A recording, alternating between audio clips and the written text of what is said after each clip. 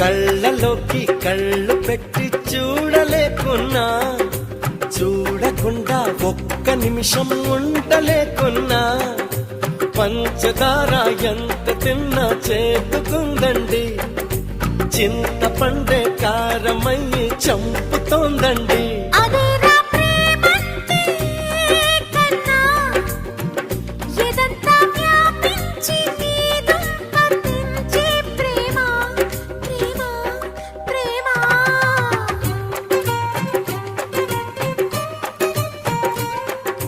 కళ్ళలోకి కళ్ళు పెట్టి చూడలేకున్నా, చూడకుండా ఒక్క నిమిషం ఉండలేకున్నా.